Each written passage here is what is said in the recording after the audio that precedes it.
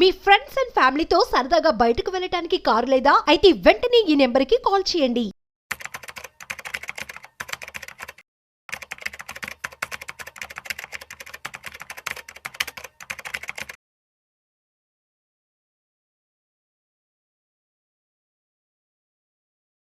Welcome to Vishnu talks. నేను మీ విష్ణు. ప్రస్తుతం నాతో పాటు NISM అంటే CRISIL certified wealth manager Revanth Chalamala ఉన్నారు. వారితో మాట్లాడదాం.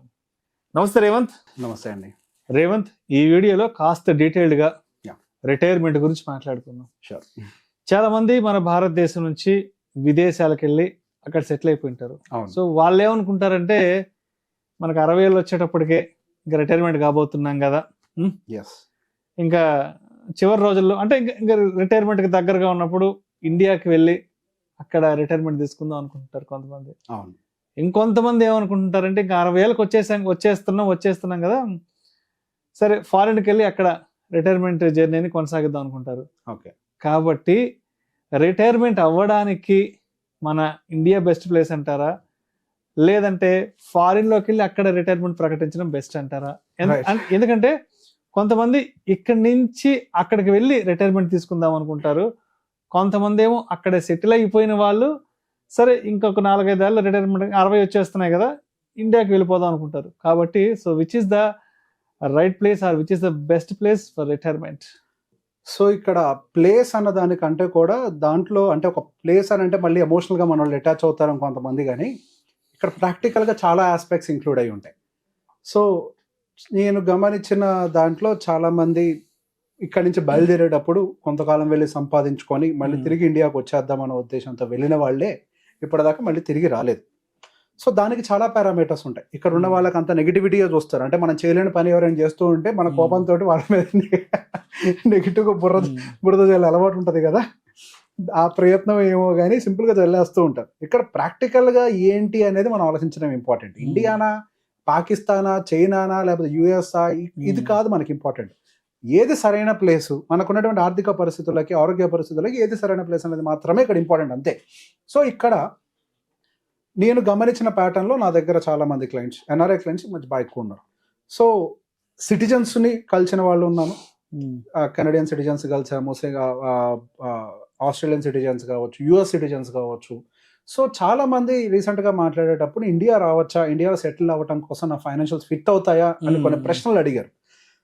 సో బేసిక్గా వాళ్ళు కూడా కొన్ని స్టోరీస్ నాకు చెప్పారు. వాళ్ళు ఏం చెప్పారు, ఇలాగే నా ఫ్రెండ్స్ కూడా కొంతమంది నేను బై ఇండియా వెళ్ళిపోతున్నా అని చెప్పి పెట్టాపెల్ల సర్దుకొని వెళ్ళిపోయిన వాళ్ళు చాలా మంది ఉన్నారు. కానీ సంవత్సరం తిరగగానే తిరిగి వచ్చేసారు. ఏంట్రా అని అడిగితే మనం అక్కడికి వెళ్ళేటప్పుడు మన ఊరు మన వాళ్ళు అనే ఉద్దేశంతో వెళ్తూ ఉంటాం. కానీ అదంతా కూడా మనం సంవత్సరానికి పండగకి పబ్బాలకి 1-2 నెలలు లేదా 3 నెలలు వెళ్ళి రావడం వరకే బాగుంటుంది. కానీ మనం వెళ్ళి సోకాల్ ఏదైతే ఫీలింగ్ తోటి అక్కడికి వెళ్తామో అక్కడికి వెళ్ళిన తర్వాత ఒక 1 year ఉంటే అర్థం అవుతుంది. గ్రౌండ్ రియాలిటీ వచ్చాక అర్థం అవుతుంది. ఇమాజినేషన్ కి రియాలిటీకి ఎక్కడ సంబంధం లేదు. సో అవన్నీ ఉండవు.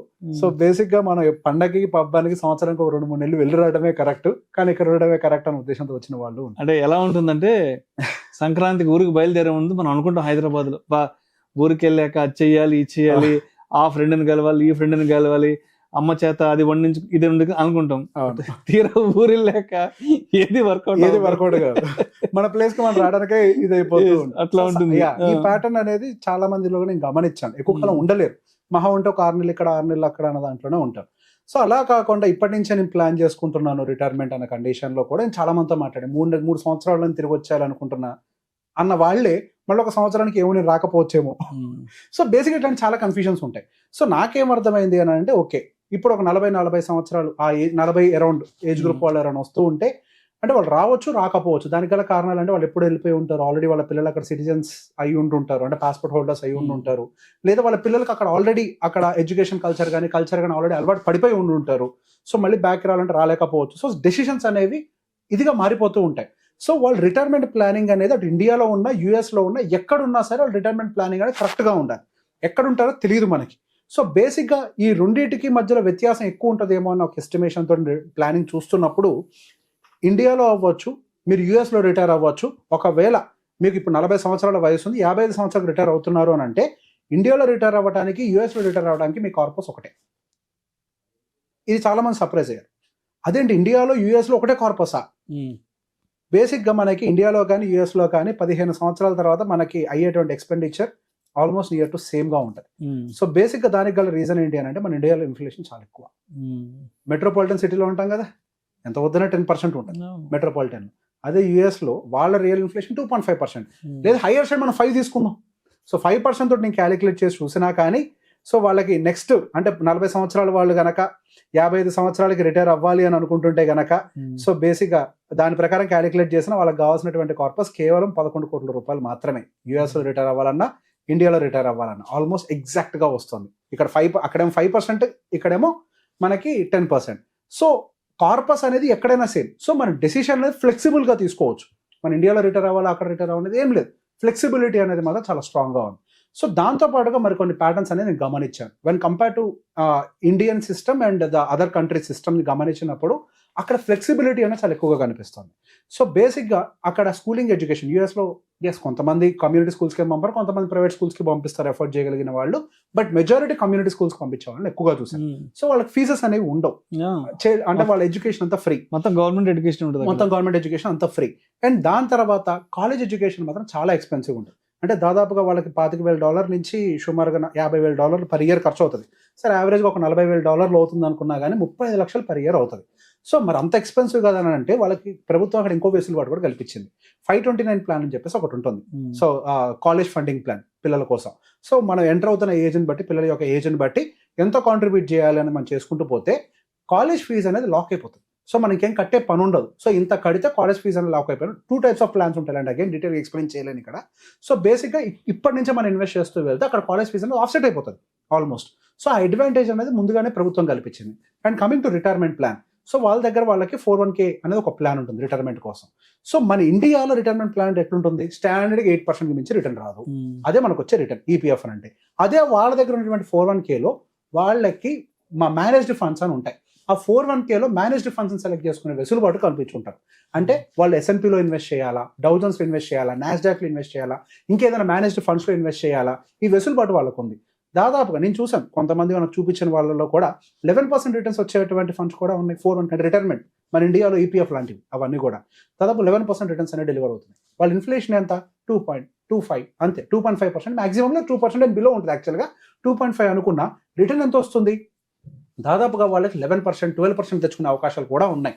అదే మన ఇండియాలో రిటైర్మెంట్కి కనుక మనం డబ్బులు పే చేస్తూ ఉంటే ఈపీఎఫ్ లాంటి వాటిల్లో మన ఇన్ఫ్లేషన్ ఏమో దాదాపు రియల్ ఇన్ఫ్లేషన్ మెట్రోపాలిటన్ సిటీ దాదాపు 10% ఉంటుంది. గవర్నమెంట్ 8%, 7% అని చెప్తూ ఉండొచ్చు కాక, కానీ రియల్ ఇన్ఫ్లేషన్ హైదరాబాద్ లాంటి సిటీస్లో కొంచెం ఎక్కువగా ఉంటుంది మెట్రోపాలిటన్లో. సో బేసిక్గా మనకు వచ్చే రిటర్న్ ఎంత 8%. అంటే మనం ఏదైతే ఖర్చు పెరుగుతుందో దానికంటే 2% లోవర్ తీసుకుంటున్నాం మనం. సో అదే మనకు ఆ కంట్రీస్లో అయితే మీరు పే చేసే పెన్షన్ ప్లాన్స్ వల్ల మీరు బతకడానికి సరిపడా కార్పస్ని క్రియేట్ చేయగలుగుతున్నారు. అదే సో కాల్డ్ ఎక్స్పెన్సివ్ ఎడ్యుకేషన్ అక్కడ ఏదైతే ఉందో, సరే పర్ ఇయర్ $40,000 ఖర్చు కానివ్వండి, అంటే 35 లక్షలు ఖర్చు అయినప్పటికీ మీకు ఇక్కడ స్కూలింగ్ ఎడ్యుకేషన్కి ఖర్చు ఏం లేదు కాబట్టి కొద్దిగా కాంట్రిబ్యూట్ చేస్తూ హైయర్ ఎడ్యుకేషన్ ఆఫ్సెట్ చేయగలుగుతున్నారు. అండ్ నెక్స్ట్ ఇండియాలో మోస్ట్ ఎక్స్పెన్సివ్ ఏంటి అని అంటే మనకి పెళ్లిళ్ళు. పెళ్లి అని అంటే 20-25 35 lakhs ఖర్చు పెడుతున్నారు. Average 35 lakhs. అదే యూఎస్ లో 10-15 లక్షలు ఖర్చు పెట్టారు. ఇండియన్ రూపీస్ లో మాట్లాడే ఆర్భాటం ఎక్కువ కదా, మన దగ్గర ఆర్భాటం ఎక్కువ, చాలా ఎక్కువ, ఖర్చు తక్కువ. సో బేసిక్ గా వాళ్ళకి ఆకర్షణ తగ్గింది కదా. అండ్ ఇంటి విషయంలో చూసుకున్నా కానీ ఇల్లు చాలా కాస్ట్లీయే, నేను కాదనకు దాదాపు 5-6 కోట్లు ఖర్చు అవుద్ది. ఇండియాలో కొంటే ₹1 అయిపోవచ్చు కాకపోతే అక్కడ రెంట్ అనేది చాలా ఎక్కువగా పే చేస్తూ ఉంటారు కాబట్టి సో బేసిక్ గా వాళ్ళు ఇల్లు కొనుక్కోవడానికి వెసులుబాటు కంపారిటివ్లీ బెటర్.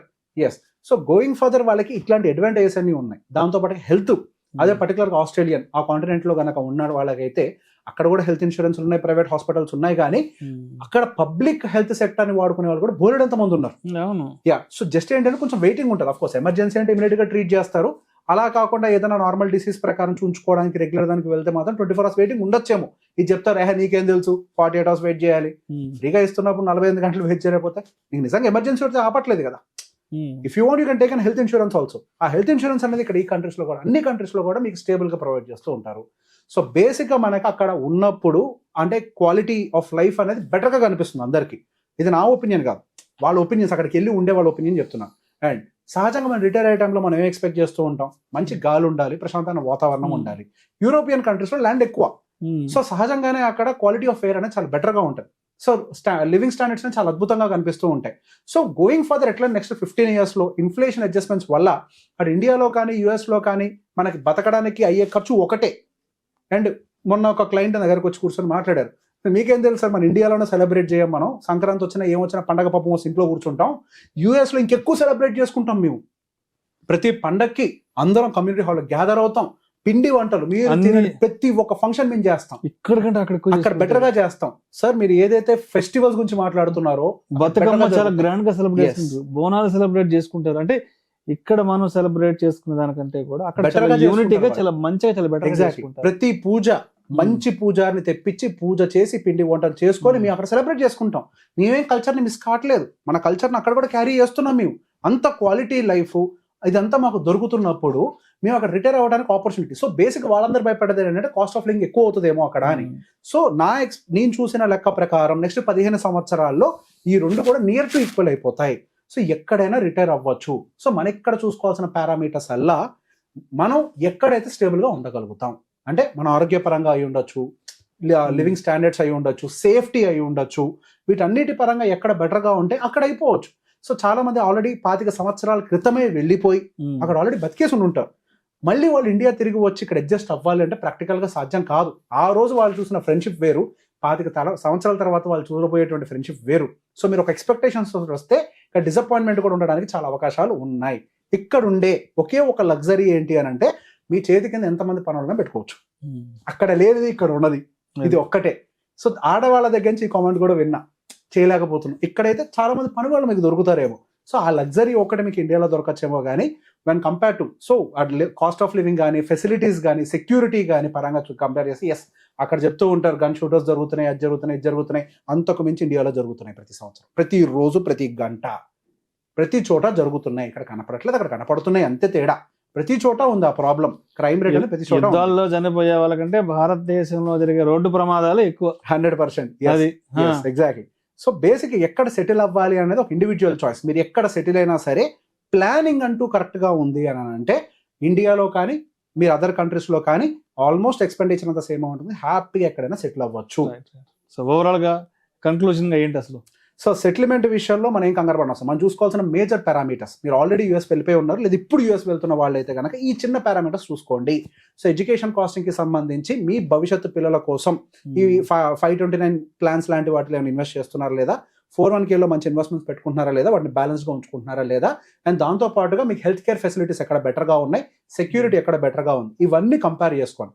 ఇవన్నీ కంపేర్ చేసుకున్న తర్వాత మీకు బెటర్ ఆపర్చునిటీ ఎక్కడ కనిపిస్తే అక్కడ మీరు ఉండొచ్చు, దానికి ఎటువంటిది లేదు. Thank you so much Revanth. Thank you అండి.